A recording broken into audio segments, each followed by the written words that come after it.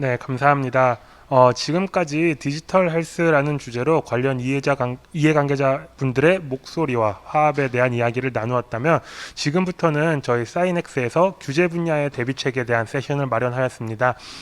세션을 시작하기 전에 좀 안내 말씀을 드리면은 저희가 앞서 말씀드렸던 것처럼 지금 줌 채팅창을 통해서 Q&A를 좀 수집하고 있습니다. 그래서 지금까지 들으신 내용들 그리고 향후 규제 관련된 내용들 발표 중 문의사항 있으시면은 줌 채팅창을 통해서 말씀 부탁드리겠습니다. 네, 그러면 이제 디지털 헬스 묻고 답하다 를 주제로 총 3가지 파트로 좀 진행돼 보도록 하겠습니다. 첫 번째 발표자는 사이넥스 정혜경 본부장님께서 건강보험 이슈에 대해 발표를 진행해 주시겠습니다. 네, 정혜경 본부장님 모시겠습니다. 안녕하십니까. 디지털 헬스 묻고 답하다 파트 1 건강보험 이슈의 발표를 맡은 사이넥스 의료기기 1본부장 정혜경입니다. 오늘의 주제 디지털 헬스에 맞게 언택트 커뮤니케이션 테크놀로지로 진행되는 사이넥스 신년 브리핑에 여러분을 뵙게 되어서 정말 반갑습니다. 앞에 강의에서 저희가 디지털 헬스의 미래적 가치, 발전 방향, 이슈에 대해서 큰 시야에 대해서 저희가 논의해 보았다면 지금부터는 저희가 직면한 현실 세계의 저희의 이슈에 대해서 논의해 보고자 합니다. 디지털 헬스 묻고 답하다 건강보험 분야에 대해서는 여러분들은 어떤 궁금증 질문들을 가지고 계신가요? 저는 이렇게 3가지 이슈를 가지고 와봤습니다. 첫 번째, AI 의료기술은 과연 보험이 될까요? 두 번째, 원격 모니터링 의료기술은 보험이 될까요? 세 번째, 디지털 의료기기는 보험이 될까요? 이 이슈들에 대해서 논의해 보고자 합니다. 질문에 들어가기에 앞서 여러분들과 함께 오늘 사용할 표현에 대해서 좀 정리해 보고자 합니다. 보험이 된다. 여러분들은 어떤 의미와 기대감을 갖고 계신가요? 일단 오늘의 세션에서는 건강보험권 내에서 별도 보상 적용이 된다는 의미에 좀 더 집중하고자 합니다.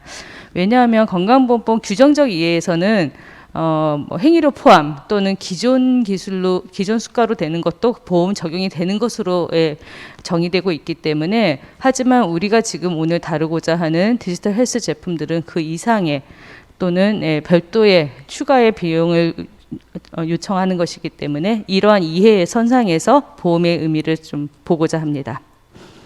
자, 첫 번째 질문이었죠. AI의 의료기술은 보험이 될까요? 국내에 도입된 AI 의료기술 현황에 대해서 모아봤습니다. 이렇게 보시는 바와 같이 의료기기, 비의료기가 혼재되어 있습니다.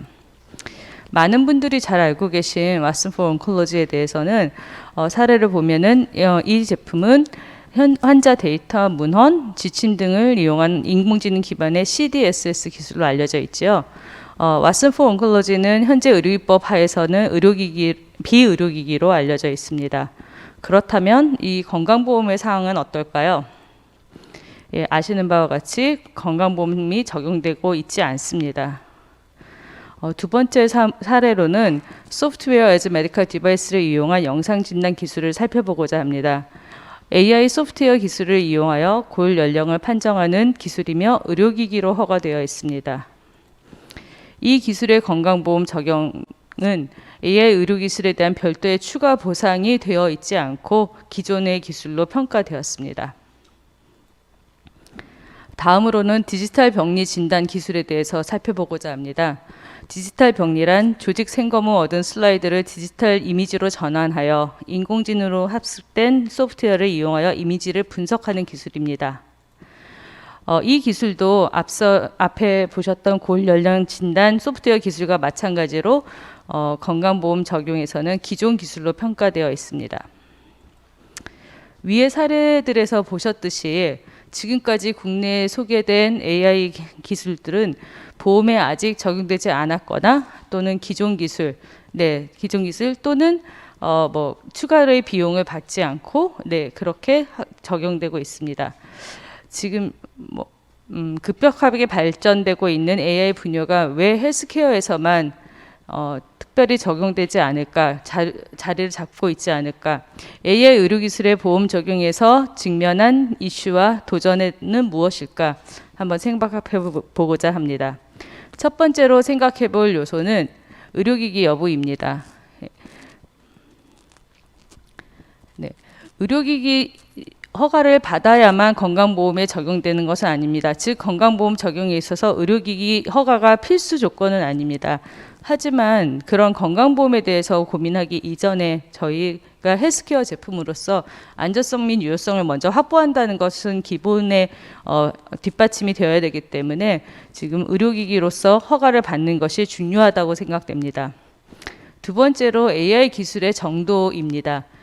AI 기술의 정도에 대해서 개발하신 산업계나 아니면 사용자인 의료계 또는 이것에 대한 지침을 하실 정부에서 서로 이것에 대한 견해차가 큽니다. 그래서 많은 논쟁이 있어 왔고요. 그래서 이에 대해서 지금 건강보험 심사평가원에서는 관련한 가이드라인을 발간해서 소개하고 있고요. 이 부분은 뒤에서 좀 더 다루도록 하겠습니다. 세 번째 문제는 건강보험 급여 원리에 부합되느냐의 문제입니다. 건강보험은 제1조 그 목적에서 밝히고 있는 바와 같이 국민의 질병, 부상에 대해서 예방, 진단, 치료 등에 대해서 급여를 제공하고 이에 대해 보험을 적용하는 것을 의미하고 있습니다.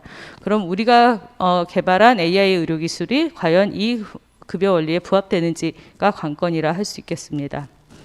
마지막으로 앞에 이 세 가지 산을 다 넘는다 하더라도 비용 효과적이냐 또는 그것을 입증할 수 있는 근거가 충분히 마련되어 있느냐 이것이 또한 우리에게 직면한 큰 문제입니다. 그래서 이 부분은 산업계로서는 예측이 가장 어렵고 또한 비용과 시간과 노력이 많이 투자되어야 합니다. 물론 산업계가 이 부분을 감당해야 할 것입니다. 하지만 디지털 헬스케어나 앞으로 우리나라에 필요한 산업이라고 볼 때 이것에 대해서 정부도 이에 대한 정책적 지원과 구상이 필요한 부분이라고 생각됩니다. 그럼 앞에서 잠깐 말씀드렸던 심평원의 AI 기술에 대한 가이드라인을 좀 소개해드리고자 합니다. 건강보험을 하기 위해서는 저희가 심평원의 기존 기술 여부인지를 먼저 신청하게 됩니다. 이러한 신청을 받게 되면 심평원은 일단 어떤 기준으로 이제 판단하고 있는지를 좀 보여주고 있는 건데요. 보시다시피 카테고리 D 또는 E에서는 마치 새로운 정보를 제공하였거나 또는 기존 고가의 의료 행위를 대체하였거나 이러한 경우에 대해서는 신의료기술로 보고 있다라고 안내하고 있습니다. 다음으로 이제 신의료기술 평가가 하고 나서 지금 보험이 신청하였을 때 그러면 심평원은 또 어떻게 보고 있는지를 좀 소개하고 있는데요. 보시는 바와 같이 레벨 3 또는 4처럼 새로운 진단 가치를 창출하였거나 치료 효과성이 있거나 또한 새로운 정보를 제공하였거나 하는 경우 또는 이에 더하여 비용 효과성을 입증한 경우에 대해서는 별도 보상이 된다가 아니라 별도 보상을 고려할 수 있다라고 안내를 하고 있습니다. 여러분 어떻습니까? 여러분은 이러한 가이드에 대해서 AI 의료기술을 국내에 계속 도입하고 시장에 내놓기 위해서는 쉽지 않은 길입니다. 하지만 이러한 논쟁과 입장차만 계속한다기보다는 심평원의 이 가이드라인은 그래도 한 걸음은 나아갔고 업계로 하여금 방향성을 제시를 하였다고는 할 수 있습니다. 하지만 우리가 지금 만나고 있는 혁신은 그동안의 인류 역사에서 봤던 그 발전의 속도하고는 비교할 수 없을 만큼 매우 빠르고 또한 글로벌 경쟁과 선점이 매우 중요합니다. 그래서 이러한 가이드라인이 실제 적용 가능하고 실제로 아웃컴을 만들 수 있는지에 대해서 중요한 관건이라 할 수 있겠습니다.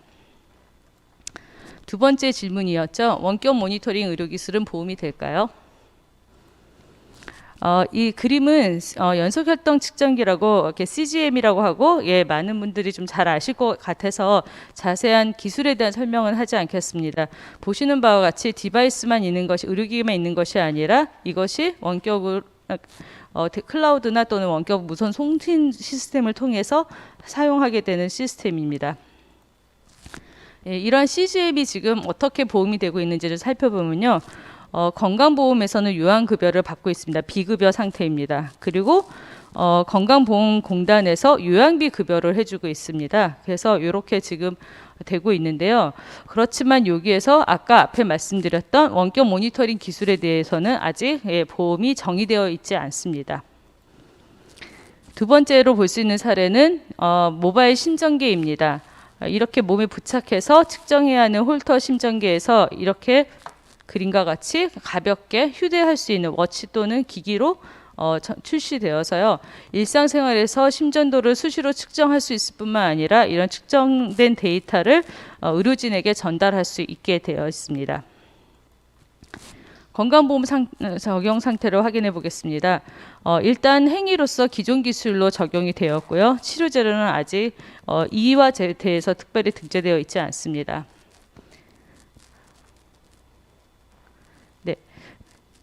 네, 그래서 지금 잠시만요. 네, 네, 그래서 지금 이런 부분에 대해서 이 심전계까지는 적절한 보상이 어떻게 될 수 있는지, 이 원격 의료 기술에 대해서 추가 보상이 필요한지 이러한 논의와 검토가 필요하다고 생각합니다.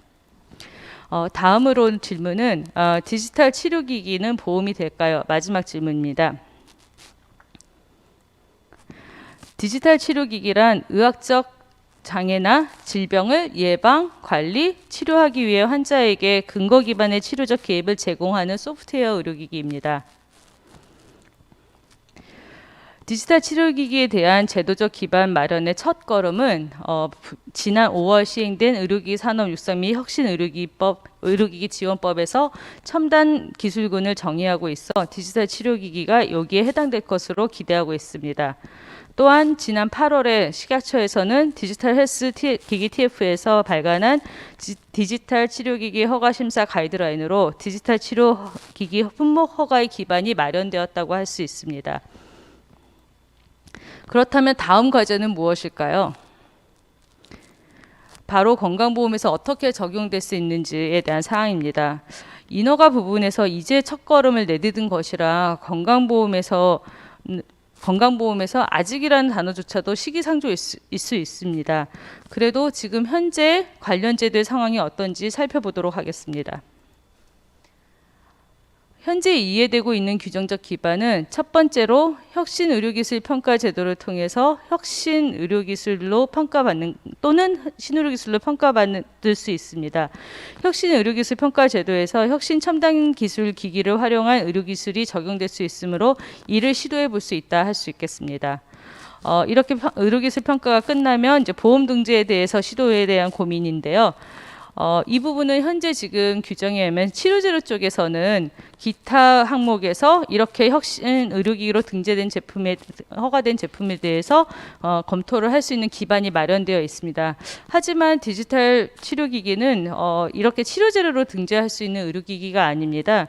하여서 수가 쪽에서 행위 쪽에서 이러한 혁신 의료기기로 등재된 제품들이 검토되어질 수 있는 제도가 마련이 되어야 하겠습니다.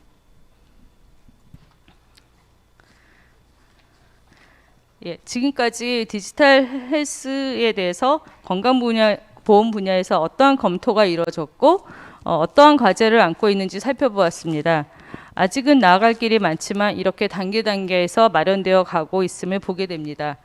예, 계속해서 이러한 길이 마련되고 개선될 수 있도록 관심을 가지고 지원하고 추진될 수 있기를 바라겠습니다. 감사합니다.